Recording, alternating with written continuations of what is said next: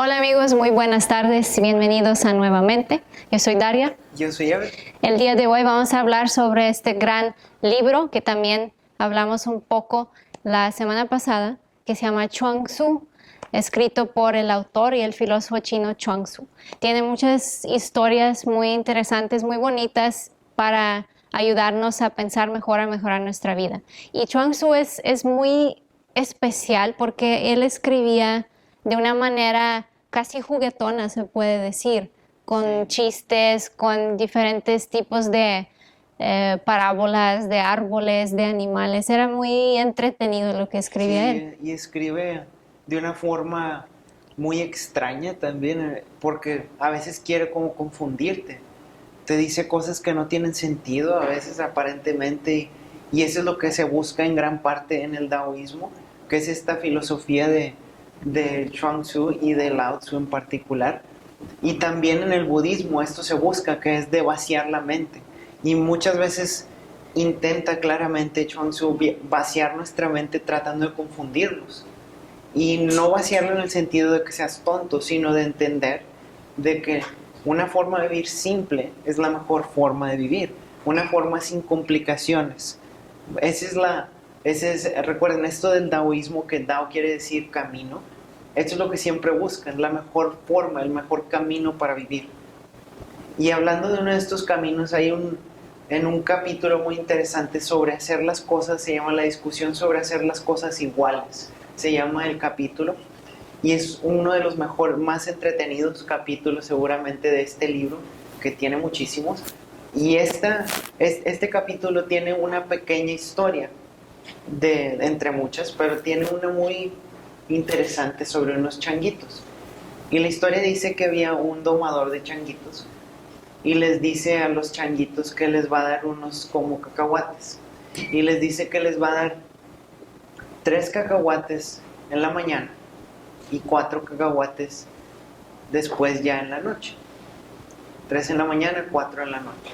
Y los changuitos se empiezan a alebrestar, se empiezan a enojar, empiezan a gritar. No quieren. Se les hace que esto no funciona, porque quisieran más inmediatamente. Y después les dice el domador: entonces les voy a dar 4 en la mañana y 3 en la noche. Y los changuitos se ponen contentos y están felices y reciben sus 4 cacahuates en la mañana, como era en la mañana. Y esta idea sobre hacer las cosas iguales es lo que nos dice Chuang Tzu, que en este caso los changuitos reciben siempre 7 cacahuates. Siempre son 7. En un día son 7. 3 en la mañana, 4 en la noche, o 4 en la mañana, 3 en la noche. Son el mismo número. Pero como te lo dan, se siente diferente. Y los changuitos, por lo mismo, como nosotros, depende en qué horario nos lo den, como quien dice, sentimos diferente. Aunque son las cosas iguales. Es la misma cantidad. Y esto es más relevante en nuestro tiempo moderno. ¿Y qué quiero decir con tiempo moderno? De la era de consumir. Porque estamos extremadamente enfocados sobre lo que se llama gratificación instantánea. Quiero ahorita, quiero ya, quiero rápido. No quiero después. Vas a una agencia de carros porque te prometen que sales con un carro nuevo. Si aplicas para el crédito, si todo va bien, funciona, vas a salir con un carro, vas a salir con una casa, lo que sea. Y vivimos en este mundo maravilloso de que nos dan todo rápido. Y lo aprendemos desafortunadamente porque igual no se ha educado de la forma apropiada de nuestros padres. Y esto conecta con muchísimas cosas de consumismo, de cómo criar a tus hijos. Muchas cosas conecta esta historia. Y una de esas es esto, que es cómo criar a tus hijos. Cuando tú tienes a un niño y tu niño llora porque quiere un dulce, tienes 2 respuestas tú. Se lo puedes comprar el dulce o puedes posponer y decir: no te lo voy a comprar, o lo compro después. En otras palabras, no lo compro. Ahora, ¿qué es la respuesta más común del padre? Si el niño llora, el padre se dobla y le da el dulce. Ahora, esto no estamos diciendo que sea malo, no estamos diciendo que el otro sea bueno tampoco. Lo que estamos diciendo es que esto genera un ciclo de gratificación instantánea. Quiere decir que el niño ya sabe cómo sacar lo que quiere del padre. Y es como si fuera chantaje. Por eso después el niño, si no le dan el dulce, llora más. El escándalo sube, el volumen sube. Sabe cómo lograr lo que quiere del padre a través de este tipo de chantaje, a través de este tipo de manipulación, en una forma de decirse. Sí, tienes un número, como quien dice. Ya sabe cómo hacerlo, Sí, sabe la forma. El escritor Wayne Dyer decía en uno de sus libros que cuando sus hijos hacían eso, porque él tenía, parece que 7 hijos, y cuando un niño se ponía a llorar porque quería algo de la tienda, que él le decía, ok, vamos a hacer un show, vengan todos para ver esto, vamos a armar aquí un espectáculo, llora más, pero de una forma tranquila, ¿verdad? Y que eso le quitaba esas ganas al niño de hacerlo. Pero eso es lo que mencionaste, es la gratificación instantánea. También la vemos en la prueba del bombón, que es una de las pruebas más importantes que han hecho los psicólogos, que le ponen un bombón dulce a un niño y le dicen, me voy a salir del cuarto, me voy a tardar 10 minutos, 15 minutos, lo que sea, y cuando regreso te voy a dar un bombón más para que te comas 2.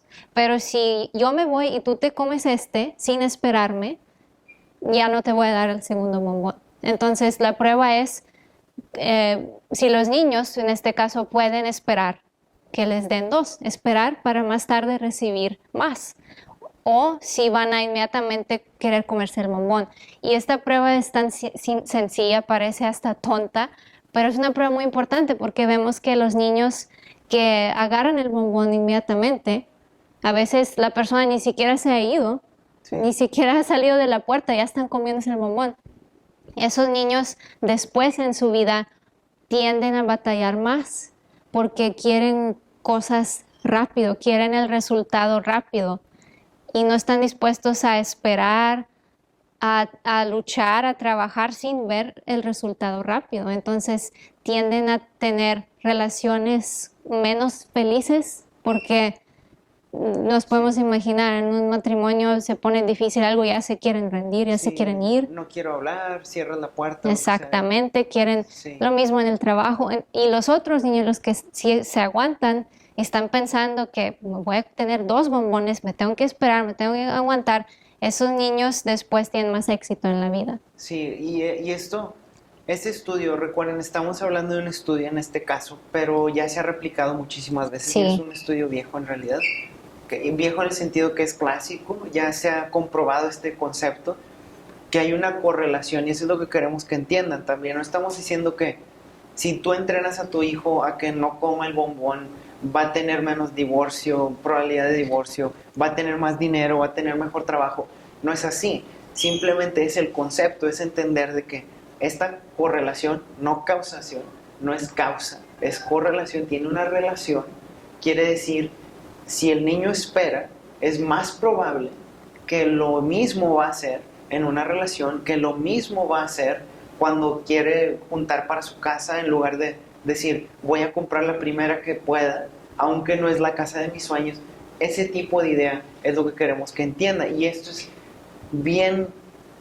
es extremadamente, íntimamente relacionado con esta historia de 3 en la mañana, 4 en la noche. Porque las personas que son los más exitosos siempre están pensando no en cómo me voy a gratificar inmediatamente, sino cómo voy a mejorar al máximo. Si se requiere que trabaje 10 años, voy a trabajarlos. Si se requiere que trabaje 2 años sobre esta meta, sobre esta habilidad, eso es lo que voy a hacer. Esta es la idea que ustedes tienen que extraer de esta historia. Esto es lo que significa en un sentido práctico. Tenemos que tener conciencia de lo que está pasando en nuestro ambiente, en nuestra vida, y nos está guiando hacia una de 2 rutas. Ruta número 1, entretenimiento, gratificación instantánea, no esperar, mejor ahorita 4 y después 3. Pero esto no es la mentalidad de un ganador, no es la mentalidad de un millonario, no es la mentalidad de una persona próspera. La persona que es próspera decide esperar, decide trabajar. Y estamos en un mundo en el que nos ha hecho nuestro ambiente de los medios, que estamos rodeados de ellos, nos ha hecho adictos al entretenimiento. Queremos instantáneamente sentirnos entretenidos. Pero la importancia aquí en nuestra vida no es entretenernos. No nacemos para entretenernos, nacemos para crecer. Es importante crecer. Estaba viendo una entrevista de Bill Gates, que es, como ustedes saben, el fundador de Microsoft, de la compañía de software, de programas, en otras palabras, que es ahorita una de las compañías, todavía una de las compañías más grandes del mundo, más ricas del mundo, en la bolsa de valores. Y estaba diciendo cómo él se salió de Harvard antes de terminar, y que su familia lo veía como un poco raro, como diferente. Y estuvieron, obviamente, se sorprendieron, y me imagino que ha de haber sido más que una sorpresa, que ha de haber sido un shock desagradable decirle a sus padres: no voy a seguir en la escuela, no me voy a graduar, el título no lo voy a recibir, voy a seguir otra ruta. Ese es lo que pasó en su historia. Ahora, claro, es una historia que acaba con un final feliz en el sentido financiero, pero no nada más eso, sino también en el sentido del altruismo, porque ahora tiene la fundación altruista, quiere decir que da dinero a las personas con más carencias, que es la fundación más grande del mundo, que ayuda a obras y hace obras de caridad. Entonces, ¿qué es el punto aquí? Él se sale de Harvard y, como en esta historia de los changuitos, no dice ahorita 4. Sabe que ese título lo va a guiar en otra dirección, es más rápido, es más instantáneo, porque el otro no sabe qué va a pasar. Puede ser que trabaje 4 años, 5 años, 10 años, puede trabajar toda su vida, es más, y no ver ese resultado como un papel, como un título. Ahora, Bill Gates, después de 15 años de que sale de la escuela, abandona sus estudios, se encuentra con una fortuna de 36 billones de dólares. Son 36,000 millones de dólares. Y es un joven todavía. Ahora, ¿qué es el punto? ¿Quieres ahorita un salario de $100,000, que es un salario base más o menos de un grado de Harvard? ¿O quieres varios billones dentro de 10 o 15 años? Tú decides. Seguramente las personas que estaban con Bill Gates en la escuela, en algunas clases, que a lo mejor los invitó tal vez a su proyecto, ahorita están pensando: ¿qué sería de mi vida? Estoy aquí trabajando, o a lo mejor ya se jubilaron, pero trabajaron toda su vida, hasta los 65 años, 70 años, tal vez, y él es un multibillonario, que Sí. lo que hace en su vida es intentar mejorar el mundo, básicamente es lo que hace ahora. Sí, y ellos se perdieron de esta Se oportunidad. Vamos a irnos a un corte comercial, regresamos con mucho más. Muy bien, ya regresamos. Gracias por continuar con nosotros. Estamos hablando del Chuang Tzu, que tiene ya más de 1500 años. Fue escrito en antigua China, cuando obviamente no había compañías grandes, internet, no teníamos tiendas en el mundo como ahorita, pero las cosas que él escribe, en particular en este capítulo que se llama La felicidad perfecta, parece que es para la era de nosotros. Sí, aplica ahora y es muy relevante en prácticamente cualquier era, Sí, pero más en la nuestra, que estamos tan enfocados en cosas. sí, parece que lo escribió para nosotros, pero fue hace más de 1500 años. Sí, y les vamos a leer muy poquito de esto, muy brevemente, brincándonos algunas partes para que usted entienda la esencia, que eso es lo que queremos. Y nos dice Chuang Tzu: esto es lo que el mundo honra. En otras palabras, esto es lo que el mundo quiere. Riqueza, eminencia. Eminencia es como poder, básicamente. Vida larga y un buen nombre. Buen nombre quiere decir una reputación rica, obviamente. Esto es lo que el mundo, en lo que el mundo, perdón, encuentra felicidad. Una vida fácil, comida rica, ropa fina, cosas bonitas, sonidos dulces. Y todo esto que está describiendo es como ahora. Eso nos gusta. Cosas bonitas, ropa fina, nos gustan comida que es muy sabrosa. Nos gusta que sea una vida fácil. Eso es lo que nos gusta. Pero después, un poco después, Chuang Tzu dice esto. Lo que las personas ordinarias hacen y en lo que encuentran felicidad ellos, no sé si esta felicidad es al final feliz o no.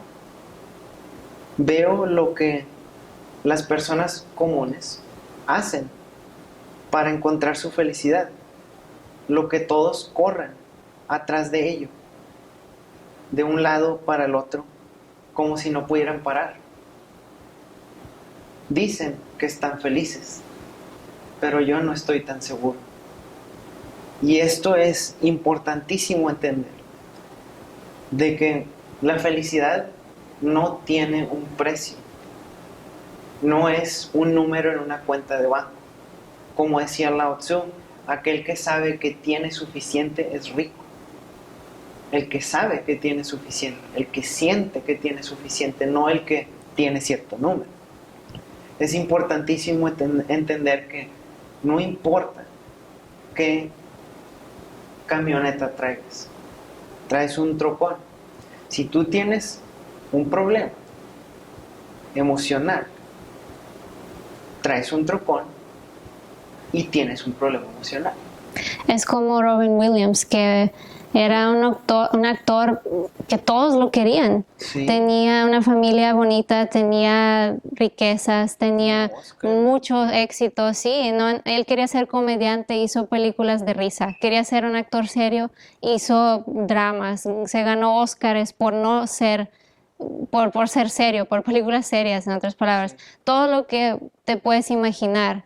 Tenía muchos admiradores. Era una persona que, si ves sus entrevistas, siempre hacía reír a todos. Era como un imán. Entraba al cuarto y animaba a todo el cuarto. Parecía como que tenía energía que nunca se le acababa. ¿Y cómo terminó? Se tomó la vida. Entonces dices tú, ¿cómo puede ser si él tenía todo? Pues no, aparentemente no tenía todo. Porque lo de adentro, lo que nos dijo también Lao Tzu, que vimos hace 2 semanas, que lo invisible, lo que no se ve, es lo que importa más, es lo que te influye más. Entonces, él batalló con alcohol y con drogas. ¿Por qué? Por lo mismo, por problemas emocionales. Y si no lo solucionas, eso, lo invisible que tienes, puede contaminar todo lo visible, que es bueno alrededor de ti. Sí, es como decía también Jim Rohn, el motivador, que ya también falleció, pero en este caso Jim Rohn no tomó su vida, sino dio mucha vida a mucha gente. Y Jim Rohn decía que todo es sobre la filosofía personal. ¿Cuál es tu filosofía? Y hay personas que tienen filosofía, eso que hablamos hace poquito, en el segmento previo. Tienen esa filosofía de 4 de la mañana. La filosofía de quiero todo, lo quiero ahorita. Y hay veces que el éxito te puede derrotar. ¿Por qué el éxito te puede derrotar? Porque todos hemos oído eso, ¿no? Que sufres un revés de la vida, sufres una decepción, sufres una muerte en tu familia, lo que sea, y te derrota esto. Pero pocas veces se habla de cómo el éxito te puede derrotar. El caso esencial en este ejemplo es que estamos dando es de Robin Williams, de este actor famosísimo, que el éxito lo derrotó. El tener todo y decir, aún siento este vacío interno, aún me siento triste, aún me siento que no soy tal vez suficiente. No sé qué haya pensado él, pero seguramente era algo similar a lo que les estoy diciendo, obviamente, por eso tomó su vida. no importa aquí que tenía todo, es más, es peor. Porque dices, a lo mejor cuando no tengo todo, a lo mejor ahí está mi felicidad. Pero cuando tienes todo y sigues siendo infeliz, ¿qué quiere decir? Pues tal vez el problema eres tú. Tal vez internamente tú tienes un problema que no puedes solucionar ningún número en una cuenta de banco, ningún premio, ningún respeto de los demás. Como decía Chuang Tzu, eminencia, poder, comida rica. Él tenía todo. Tenía comida rica, una vida fácil relativamente hablando, porque pues, tenía mucho dinero, todos lo querían, era uno de los unas personas más famosas en el mundo en su tiempo.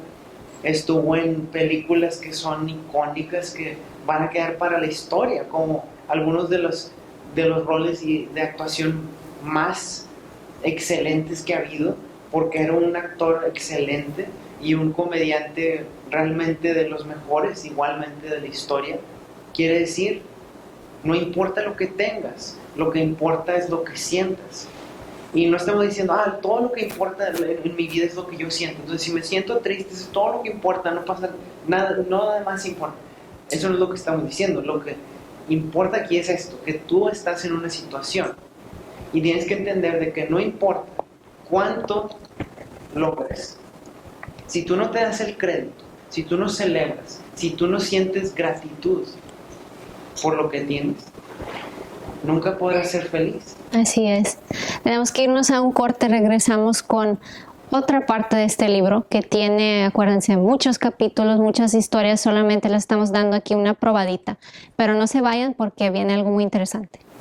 Ya regresamos. Gracias por quedarse con nosotros. Y estamos hablando de este libro maravilloso y algunas de sus enseñanzas, que son muchísimas. Y recuerden, es un texto que habla sobre la espiritualidad, y nosotros estamos tratando, como siempre, traérselos a ustedes en una forma más práctica, más sencilla, porque podemos hablar aquí de cosas muy sofisticadas, muy elevadas, pero eso es exactamente lo que Chuang Tzu estaba en contra de. Y como en su capítulo que se llama En el mundo de los hombres, nos dice, es un concepto extremadamente importante para ustedes y para todos entender, que cuando tú quieres comunicarte con alguien, tienes que comunicarte de una forma que sea su lenguaje. Y no estamos hablando como inglés, español o algo así. Estamos hablando del lenguaje de la persona en el sentido de lo que le interesa.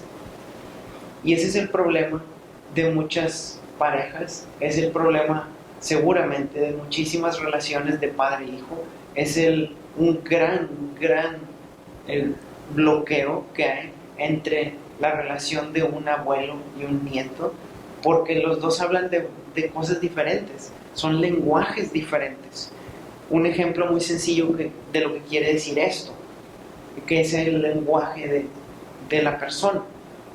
Como decía Chuang Tzu en su libro, si tú conoces a un ladrón, tienes que robar, con él. ¿Qué quiere decir esto? ¿De qué le interesa al ladrón hablar? Le interesa hablar de robar, de posibles ganancias a través de algo ilegal. Eso le interesa. Entonces, tienes que hablar como si fuera su lenguaje. Eso es un ejemplo extremo, obviamente. El punto es sencillo. Si tú tienes un hijo y está obsesionado con los Pokémon, y tú vienes y lo sientas y le empiezas a explicar por qué tiene que estudiar matemáticas y por qué es bueno para su futuro y para su estudio superior en la universidad y todo esto, estás hablando otro lenguaje. El lenguaje de él o de ella son Pokémones. Explícale con Pokémones. Explícale sencillo. ¿Y qué es sencillo? Es en una forma que esa persona entienda. Habla su lenguaje. Si la persona vende carros y quieres convencerlo de que te compre un reloj, háblale del reloj como si fuera un carro. Háblale sobre, por ejemplo, la pintura que trae dentro de la carátula. Háblale sobre el brillo, sobre la condición. Háblale como si fuera un carro, porque él está acostumbrado a hablar de carros y eso es lo que le gusta, obviamente. Habla el lenguaje de la persona con quien te quieres comunicar. Sí. Esa es la esencia de esto. Este capítulo es es bien importante. Y yo me acuerdo muy bien la primera vez cuando lo leí, que está en partes un poco confuso porque te decía, si alguien es un asesino, me mata con él. Entonces parece como muy controversial, muy raro, muy extremo. Puedes interpretar como literal. Sí, Voy a convertirme en un asesino, un malvado. exactamente, pero no es literal. Te está diciendo cómo hablar con las personas y ahí habla sobre filósofos que van y predican y quieren convertir a las personas y fracasan, porque las personas no quieren hablar de filosofía, quieren hablar como el ratero quiere hablar de dinero, quiere hablar de cómo entrar a la casa en la noche. Entonces tienes que hablarle con su idioma, con ese lenguaje.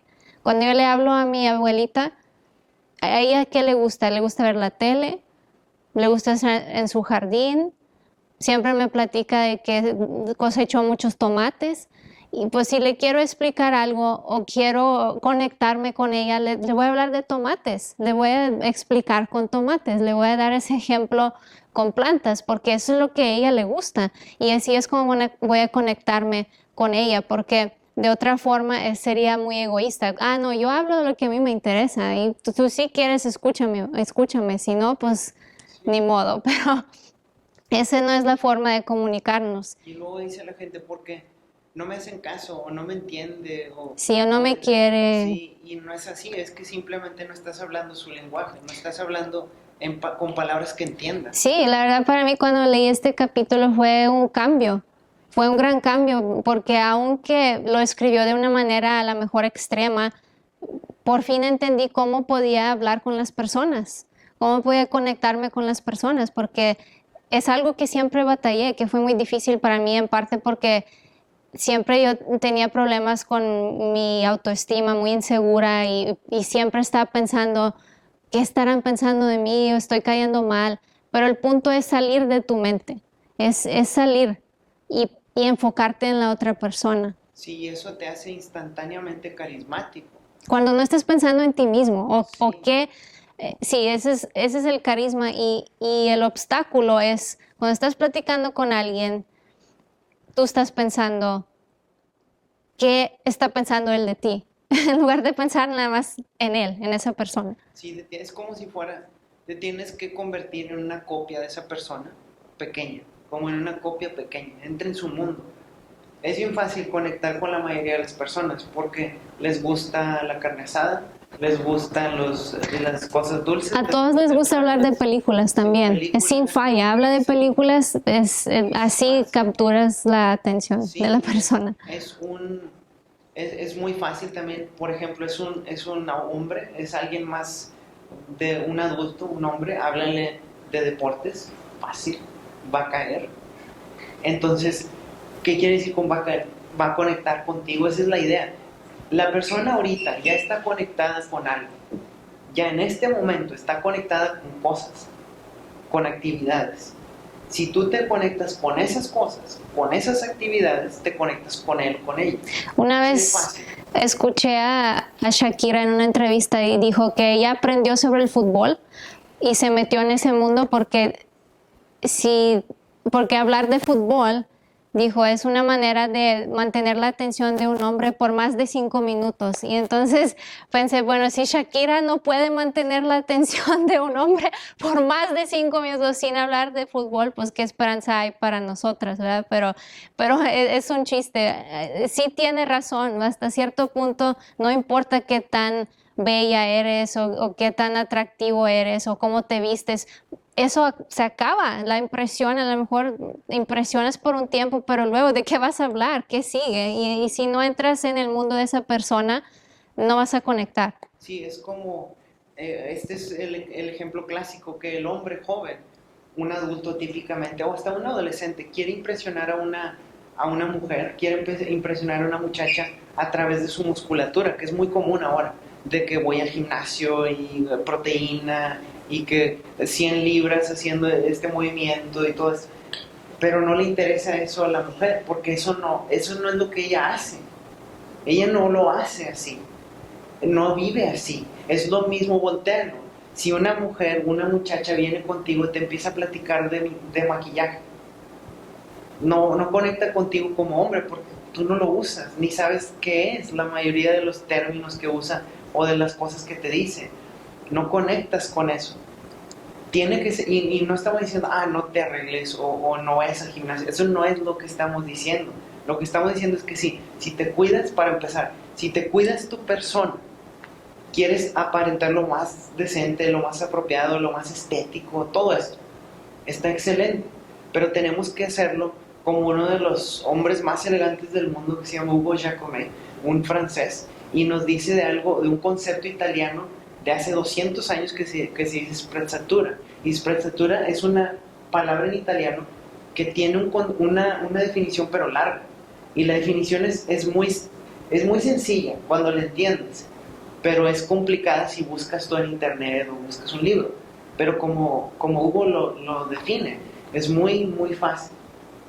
Es ser elegante, pero sin demostrar esfuerzo por serlo. Quiere decir que la gente no ponga atención porque dice, mira todo el esfuerzo que hace para tener el músculo, o para vestirse bien, o para que el cabello se le vea así bien bonito a la mujer. Que no piense que estás obsesionado con esto.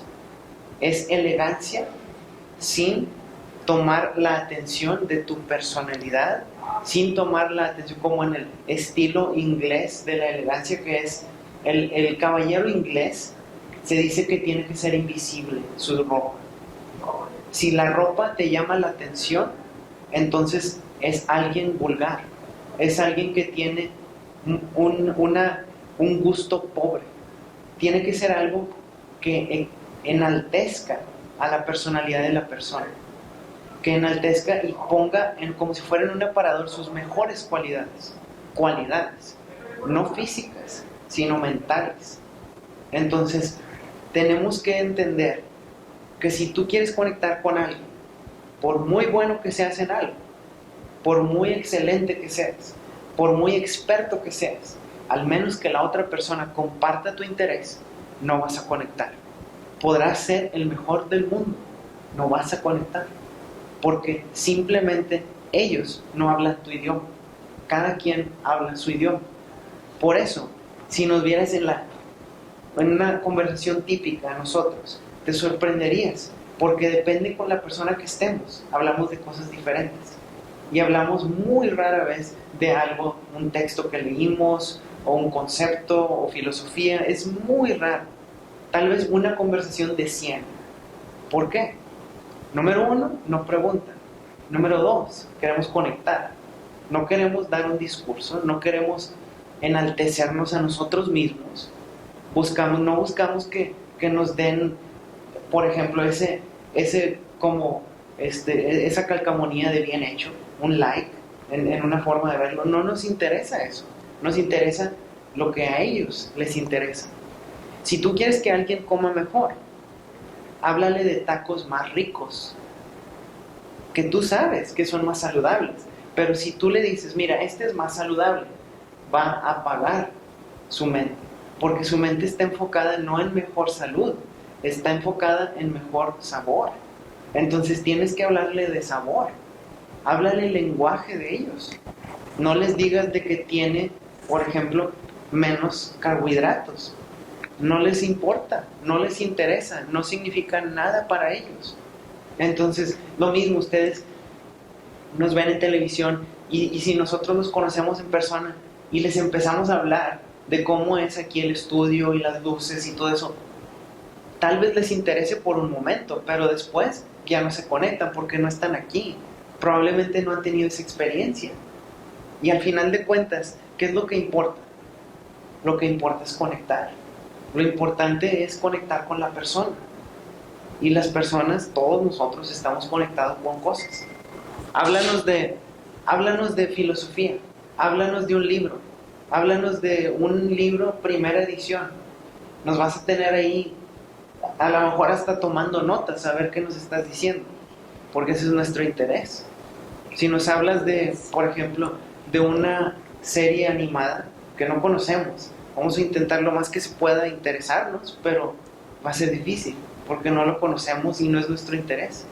Entonces, ¿quieres conectar habla el lenguaje de las personas, habla su idioma. Tenemos que irnos a un corte comercial con esto. No se despegue, volvemos con mucho más. Ya regresamos, gracias por continuar.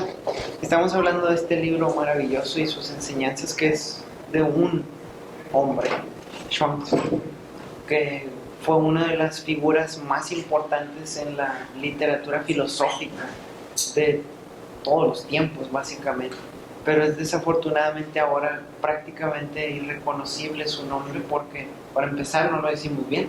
Número dos, nadie lo dice porque ¿quién lee este libro, no? Entonces, este es una de las problemáticas de nuestra cultura ahora.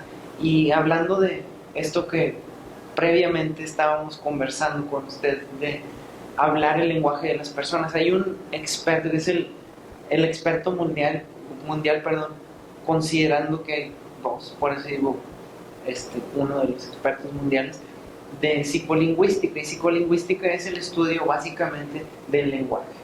Un nombre difícil para algo sencillo. Y este hombre de nombre Stephen Krashen, un americano, platica en una de sus conferencias de cómo llegó a aprender tanto.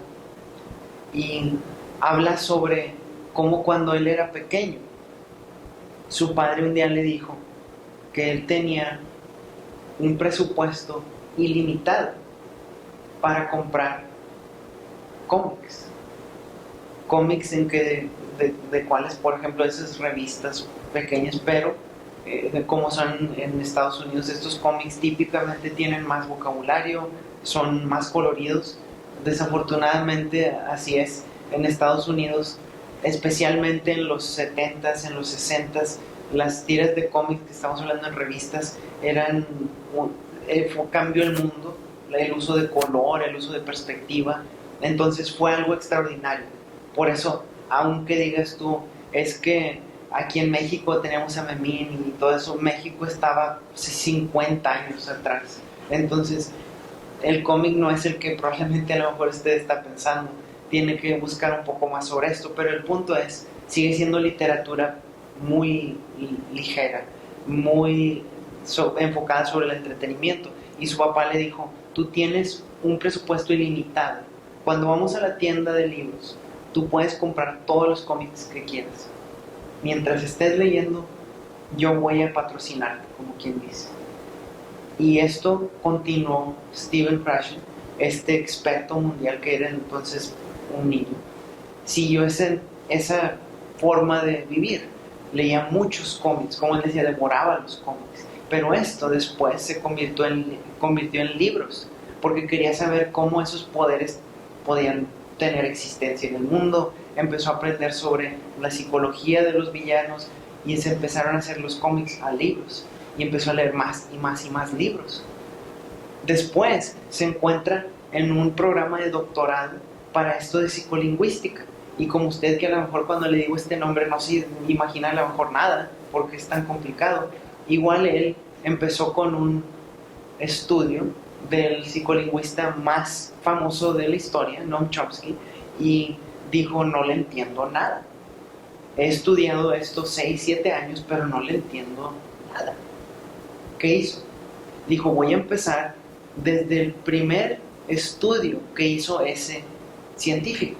Desde el primero, del más sencillo, cuando él era un estudiante, y de ahí empezó a leer en orden todos los estudios, todos los libros. Y dijo, cuando llegó al final, era un experto mundial él mismo. ¿Qué es el punto? Aprende el lenguaje. Lo que sea que hagas, hazlo. Hay unas personas que dicen, hazlo como si vas a competir. Es una forma pésima de pensar. El que compite pierde, tarde o temprano. Así es. Pero la persona que hace algo, no como para competir, sino para contribuir, esa persona cambia el mundo. Entonces, para algo mejor. ¿Te gusta la carne asada? Investiga, lee libros, mira videos en línea de los mejores chefs del mundo, cómo hacen carne asada, cómo hacen un filet mignon, cómo hacen un ribeye, cómo hacen unas costillas, cómo se hace la salsa o el sazón ideal para lo que tú quieres del chile o lo que sea que quieras, el ingrediente que te guste. Conviértete en algo excepcional y vas a encontrar que el mundo paga dinero excepcional para personas, se lo da a las personas que tienen talento excepcional. Pero no quieres convertirte en una estadística, porque todos hacen carne asada. Pero ¿quién hace carne asada a un estilo que es de nivel mundial, a un calibre de nivel mundial? ¿Quién lo hace? Claramente, por ejemplo, Chuang Tzu era una persona que hacía algo, tenía una forma de vivir y lo llevó a un nivel de calibre mundial, mejores de la historia. ¿Pero por qué? Porque nunca dijo que era suficiente. Nunca se echó a la hamaca, nunca se echó a la cama y dijo, con esto es suficiente, así estoy bien. Tienes que tener como si fuera, tiene que darte un poco de enojo. Tienes que enojar con la mediocridad. Si no estás enojado de cómo te crearon tus padres para ser mediocre, tienes un problema. Porque tienes algo que se llama aceptación implícita. Has aceptado los sueños mediocres de tus padres que ahora se han convertido en tu vida mediocre. ¿Y por qué digo así? No porque mis padres me crearon de una forma mediocre, no. Porque si tus padres te crearon bien, entonces tienes una idea en tu mente. Lo más que me hayan dado ellos, tengo que verlo como muy poco. ¿En qué sentido? Esperar mucho más de mí que cualquier otra persona puede esperar de mí. Yo quiero esperar de mí más que cualquiera. Si alguien dice, tú cuando mucho vas a ganarte, no sé, $50,000 al año, yo quiero pensar que yo voy a ganar 50,000, pero por día. ¿Por qué? Porque a lo mejor le fallo cuando le tiro a las estrellas, pero por lo menos llego a la luna. Pero si tú me dices que mi límite es la luna, a lo mejor ni me despego del piso. Por eso es importante ser en esa forma y respetuoso con tus padres, que no te limiten sus sueños, por muy maravillosos que sean, por muy maravillosos. Hazlos no que se sientan orgullosos, hazlos que lloren cuando vean los logros que has por fin manifestado. Esa es la idea. Llega a un nivel como ese pájaro que les hablamos de este libro, que sus alas son tan grandes como el cielo. Y aunque digan todos, ¿a dónde cree que va ese? Tú sigue. Porque tú no eres diferente de un Albert Einstein, de un Michael Jordan, de un Bill Gates. No eres diferente.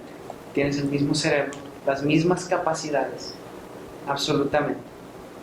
Aunque digas, estoy muy chaparrito, yo no soy Michael Jordan, uno de los mejores jugadores de básquetbol de la historia, Maxi Bogues, que medía lo que mide una mujer promedio en México. Fue uno de los mejores de la historia. Entonces no hay excusa. Todos pueden. Mientras tú vueles más de lo que crees que se puede volar. Con esto los dejamos. Gracias por estar con nosotros el día de hoy. Nos vemos la siguiente semana. Recuerda, dentro de 7 días, a la misma hora como siempre, 3:30. Muchas gracias. Gracias.